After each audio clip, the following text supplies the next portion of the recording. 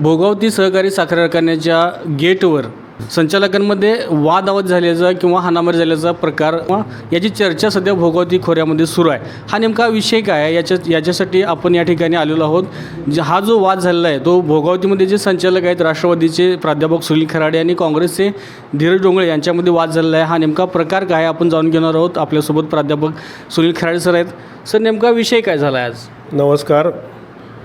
आज भोगावती कारखान्यावर चेअरमन साहेबांनी तातडीची मीटिंग प्रदूषणासंदर्भात बोलवलेली होती आणि मग त्या संदर्भात आम्ही सकाळी सगळे संचालक 11 वाजता कारखान्याच्या मीटिंग हॉलला जमलो.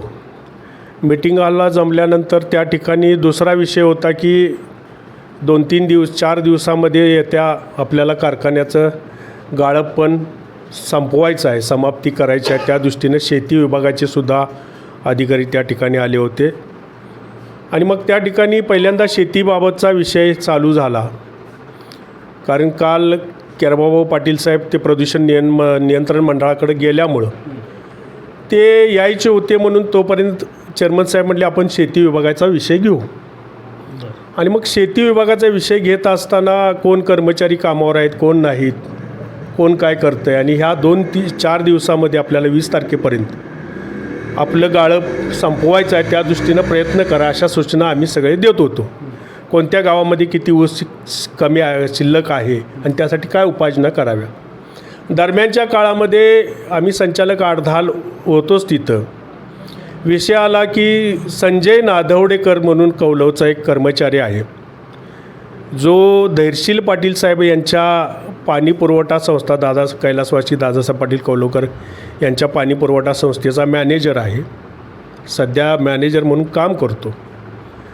त्याचबरोबर तो आपल्या कारखान्यामध्ये स्लीप बॉय म्हणूनही काम करतो आणि त्याचबरोबर तो अनेक व्यापाऱ्यांच्या संपर्कात आहे कारखान्याच्या.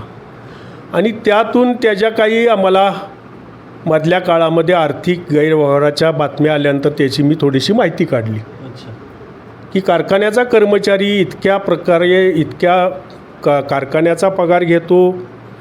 दादासाहेब पाटील कौलवकर पाणी पुरवठा संस्थेचा मॅनेजर म्हणून काम करू शकतो आणि व्यापाऱ्यांच्याकडे सुद्धा तो पगारदारी काम करतो आणि तिथूनही आर्थिक गैरव्यवहार करतो. आणि या संदर्भात मी चेअरमन साहेबांना 10-1 दिवसापूर्वी कल्पना दिलेली होती की या कर्मचाऱ्यावर लक्ष ठेवा आणि या कर्मचाऱ्याची एकंदरीत जी काही वर्तणूक आहे ही कारखान्याच्या हिताची नाही, कारखान्याच्या नुकसानीची आहे आणि त्या दृष्टीनं याच्यावर ॲक्शन घेणं गरजेचं आहे. नाहीतर हा कर्मचाऱ्याला जर आपण असं सोडलं तर त्याचाही इतरावर सुद्धा वाईट परिणाम होईल. आणि त्यावेळेला चेअरमन साहेबांनी त्याची बदली ताळ्याला केली. ताळ्याला बदली केल्यानंतर धीरज डोंगळेंनी चेअरमन साहेबांना फोन केला की त्याची बदली का केली म्हणून. तर ते म्हटले त्याच्याबद्दलच्या अशा तक्रार आहेत आणि त्याची ती बदली केलेली आहे, तर ती बदली करायची नाही अशी त्यांनी थोडीशी दहशतवजा चेअरमन साहेबांना भाषा वापरली. तरी ते चेअरमन ठाम राहिले आणि त्याची बदली केली. मग आज तो विषय निघाला की बाबा हा कर्मचारी बदली झालेल्या ठिकाणी हजर आहे का, तर नाही. मग त्यावेळेला मी चेअरमन साहेबांना सांगितले की तुम्ही बदली करून जर तो कर्मचारी संजय नाधवडेकर कौलव स्लीप बॉय जर कामावर हजर राहत नसेल तर त्याबाबत तुम्ही ॲक्शन घ्या, त्याच्यावर कारवाई करा. नाहीत मग अशा चुकीच्या माणसं काम करणारी जी आहेत त्यांच्यावर जर कारवाई नाही झाली तर त्याचा परिणाम इतर कर्मचाऱ्यावर होऊ शकतो. आणि तेच चर्चा चालत असताना धीरज डोंगळे म्हणले त्याची बदली करायची नाही. तर मी म्हटलं तुम्ही का म्हणता, तो ॲक्च्युली अपराधी आहे, त्याचे रेकॉर्ड्स माझ्याकडे आहेत आणि तुम्ही त्याची बदली का करू नका म्हणताय. तर तो माझ्या निवडणुकीत प्रचारासाठी होता म्हणून त्याची बदली करायची नाही. म्हटलं तुमच्या प्रचारात जर तो जिल्हा परिषदच्या असेल आणि त्यानं इथं काही चुकीचं काम केलं असेल तर त्याला आपण माफी द्यायची का, हा कारखान्याचा आपला रिवाज आहे का. तर त्यावेळेला त्यांनी टिचकी वाजून सांगितलं धीरज डोंगरेंनी की कोण बदली तिची करतोय बघतो, त्याला सोडत नाही. अशा प्रकारची धीरज डोंगरेंनी मीटिंग हॉलमध्ये भाषा वापरली आणि अजिबात बदली करायची नाही असा दहशत चेअरमन साहेबांच्यावर त्यांनी वापरली. आपली जी चर्चा आहे ती आपल्या मीटिंग हॉलमध्ये होऊ दे. यानं लगेच फोन केला धीरज डोंगळेंनी आणि गावातल्या आपल्या कार्यकर्त्यांना, समर्थकांना चुकीचा मेसेज देऊन, गैरसमज पसरवून लोकांना बोलून घेतलं. काय पसरवला मला माहिती नाही, पण ती आल्यानंतर खाली आरडाओरडा करायला लागलीत, माझं व्यक्तिगत नाव घ्यायला लागलीत. त्यानंतर मी म्हणलो संचालकांना की मी जाऊन त्यांना स्वतः समजावून सांगतो की कर्मचाऱ्यांना जे त्याचे समर्थक आल्यात, माझा आणि धीरजचा कशावर इश्यू झाला आहे, एका स्लीप बॉयसाठी, आमचं वैयक्तिक काय भांडण नाही. ते वातावरण तिथं असं दहशतमय धीरज डोंगळेंनी केलं. मला मारहाण काय झाली? काही नाही. आता व्हॉट्सअपवर एक मेसेज फिरतोय की बेशुद्ध पडेपर्यंत सुनील खराड यांना मारहाण. मी आता तुमच्या पुढ्यातच आहे, हसतोय, बोलतोय. मी प्रवृत्तीच्या विरोधात लढणारा माणूस आहे.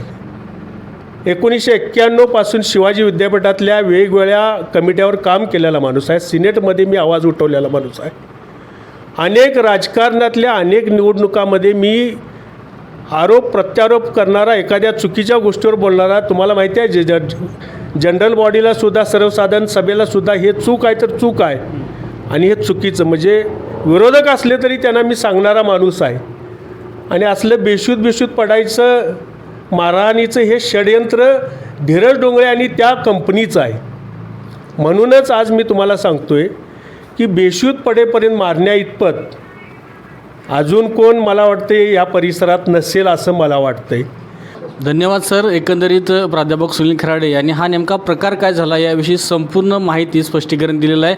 सोबतच एक सल्ला देखील दिलेला आहे विरोधकांना म्हणजे विरोधक नाहीत यायचे, राष्ट्रवादीचे होते, आत्ता काँग्रेसमध्ये गेले आहेत. कुठेतरी काँग्रेस राष्ट्रवादीच्या वादाची किनार ही असू शकते. जिल्हा परिषदेचे पडसाद उमटले म्हणले तरी काय वागू ठरणार नाही. तरी देखील झाकलीमूठ 1.25 लाखाची असा इशारा देऊन अजूनही आपल्याकडं गुपित आहेत आणि जर ती गुपित उघडी केली तर तुम्हाला पळताबोई थोडी होईल, असा एक सल्ला देखील त्यांनी धीरज डोंगळे यांना दिलेला आहे. हा वाद नेमका कोणत्या वळणावर जातो हे आपण पाहणार आहोत. पाहत राहा के न्यूज. धन्यवाद. अशाच नवीन अपडेट्स आणि आपल्या भागातील बातम्यांसाठी या चॅनलला लाईक करा, शेअर करा आणि सबस्क्राईब करा.